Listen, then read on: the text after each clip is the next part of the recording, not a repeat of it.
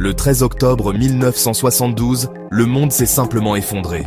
Un avion affrété de l'armée de l'air uruguayenne, transportant l'équipe de rugby du Old Christians Club, leurs amis, leurs familles, a été englouti par l'immense et impitoyable vide des Andes. L'avion, un Fairchild FH-227D, est devenu un cercueil de métal, fonçant à travers un maelstrom de nuages et de rochers. 45 âmes étaient à bord. À une altitude dépassant les 4000 mètres, une brutale erreur de calcul du pilote les a envoyés percuter un pic sans nom.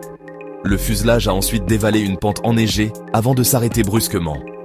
Les conséquences immédiates furent un tableau de chaos et d'incrédulité. Pendant 10 jours atroces, les survivants se sont accrochés à la conviction que la délivrance viendrait du ciel. Chaque bourdonnement lointain, chaque caprice du vent était confondu avec le son d'un avion de sauvetage. La petite radio à transistor est devenue l'oracle du groupe.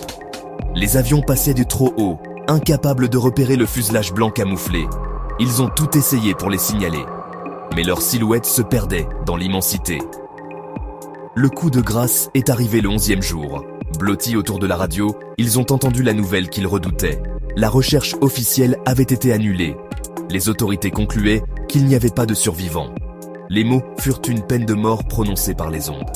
L'abandon fut un tournant, de l'attente passive à la survie active.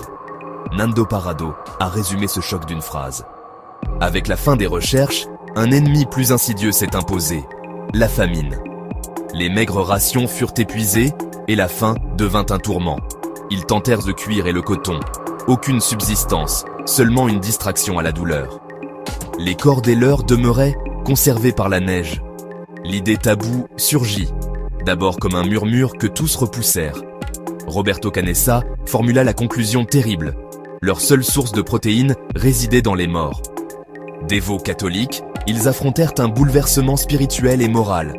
La décision fut un pacte, une communion de nécessité pour survivre. Marcelo Pérez del Castillo devint l'encre morale. Si son corps pouvait sauver ses amis, ce serait un honneur. La première coupe fut un traumatisme immense. Ceux qui participèrent le firent avec respect et prière. Pour eux, ce n'était pas de la barbarie, c'était un sacrement douloureux. Soutenus par leurs camarades tombés, ils retrouvèrent une force fragile. Puis une avalanche frappa. 8 morts de plus, 3 jours ensevelis. Du plus bas, une détermination neuve. Il fallait sortir. Le fardeau tomba sur Nando Parrado et Roberto Canessa. Ils se préparèrent méticuleusement, jusqu'à coudre un sac de couchage. Le 12 décembre, 2 mois après le crash, ils partirent vers l'ouest. Sans carte ni équipement, ils gravirent, poumons en feu. Au sommet, pas de vallée verte, seulement des pics à perte de vue. Nous marchons peut-être vers notre mort, mais je préférerais marcher à sa rencontre plutôt que d'attendre qu'elle vienne à moi. Tintin retourna au fuselage. Eux deux continuèrent.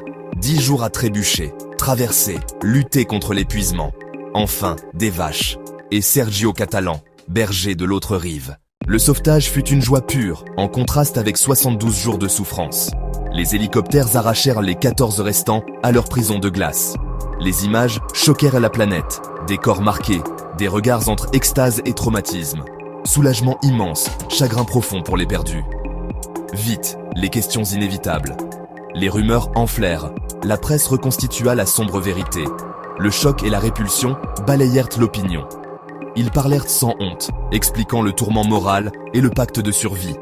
L'Église les comprit et les absout, au vu des circonstances extrêmes. Peu à peu, le monde vit en eux des hommes ordinaires, contraints à l'extraordinaire.